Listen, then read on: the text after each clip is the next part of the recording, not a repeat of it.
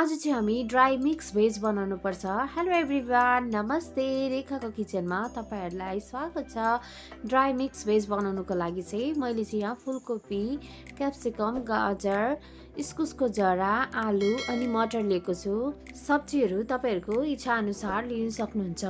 अब चाहिँ हामी रेसिपी सुरु गर्नुपर्छ। रेसिपी सुरु गर्नुको लागि मैले चाहिँ यहाँ अगाडि कराईलाई तताएर राखिसकेको थिएँ। अब म हाल्दैछु यसमा 2 चम्ची तेल।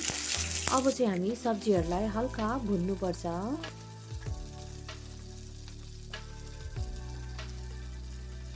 मैले चाहिँ सब्जीलाई हल्का भुनेको मात्रै छु। यदि तपाईहरु चाहनुभयो भने सब्जीहरूलाई डीप फ्राई पनि गर्न सक्नुहुन्छ। यसरी पकाउनु भयो भने चाहिँ सब्जी एकदमै टेस्टी बनिन्छ। एकपल्ट तपाईहरु ट्राई गर्नुहोस् होला। मैले चाहिँ पहिला चाहिँ आलु, फुलकोपी अनि इस्कुसको जरालाई भुनेको छु किनकि यिनीहरू पाक्नु अलिक टाइम लाग्छ। बादमा चाहिँ मैले हालेको छु क्याप्सिकम, मटर अनि गाजर। यिनीहरू चाहिँ छिटो पाकिहाल्छ र मैले बादमा हालेको छु। सब्जी चाहिँ मैले हाई फ्लेममा भुनेको छु। सब्जी भुन्दाखेरि चाहिँ यसरी चलाइबस्नुहोस् होला, नभए एक साइड जल्न सक्छ।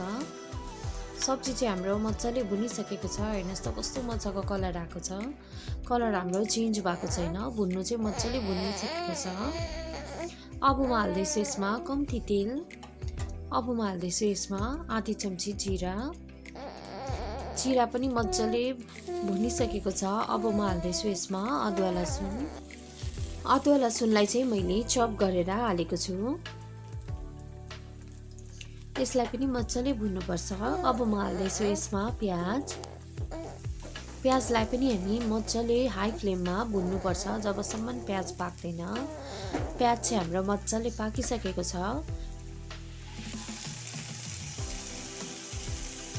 अब म हाल्दैछु यसमा टमाटर।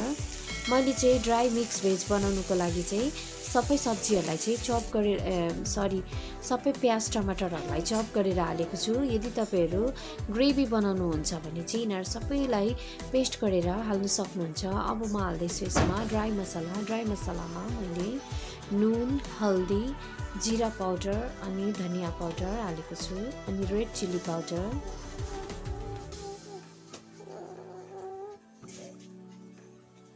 यो सबै हालिसकेपछि चाहिँ स्लो फ्लेममा 1 मिनेट जति मजाले पकाउनु पर्छ। मसला चाहिँ मजाले पाकिसकेको छ। अब चाहिँ हामी कम्ती पानी हालेर स्लो फ्लेममा 10 मिनेटको लागि ढक्नी लगाएर पाक्न छोडिदिनु पर्छ।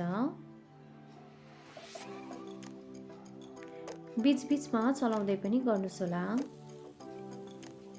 नभए फेरि मसला जल्न सक्छ। मसला चाहिँ हाम्रो मजाले पाकिसकेको छ। अब चाहिँ हामी सब्जी हालिदिनुपर्छ। मैले चाहिँ यो मिक्स भेज चाहिँ एकदम सिम्पल राखेको छु। ज्यादा मसलाहरू पनि हालेको छुइनँ। तपाईहरुलाई त थाहै छ मिक्स भेजमा कति प्रोटिनहरू पाउँछ हामीले भनेर। तपाईहरु हप्ता या महिनामा एकपल्ट यसरी मिक्स भेज बनाएर आफ्नो डाइटमा इन्क्लुड गर्न सक्नुहुन्छ। अहिले त विन्टरको सिजनमा त सब्जीहरूको ज्यादा अप्सन पाउँछ। तपाईहरुको इच्छा अनुसार तपाईहरुलाई मनपर्ने सब्जीहरू यसरी मिक्स भेज बनाएर खान सक्नुहुन्छ।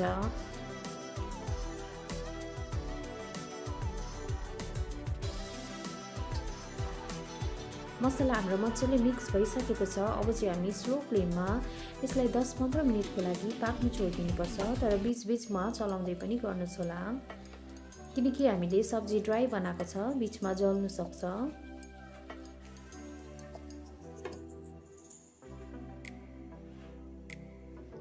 पन्ध्र मिनेट भइसकेको छ। अब चाहिँ हामी चेक गर्नुपर्छ सब्जी पाके कि पाकेन भनेर। सब्जी चाहिँ हाम्रो मजाले पाकिसकेको छ। तपाईहरु यो रोटीसँग, खानासँग खानु सक्नुहुन्छ। तपाईहरु पनि एकपल्ट यो मिक्स भेजको रेसिपी ट्राई गर्नुहोस् होला। एकदमै हेल्दी अनि मिठो बनिन्छ। तपाईहरुलाई यो रेसिपी राम्रो लाग्यो भने प्लिज लाइक पनि गरिदिनुहोस् होला। च्यानलमा नयाँ हुनुहुन्छ भने सब्स्क्राइब गर्नु नबिर्सिनुहोस् होला। सब्स्क्राइब गरेर बेल आइकनको घण्टीलाई पनि दबाउनु नबिर्सिनुहोस् होला। यस्तै मिठो मिठो रेसिपी तपाईहरुसँग लिएर आउने नै छु। तबसम्मको लागि बाइ बाइ, टेक केयर।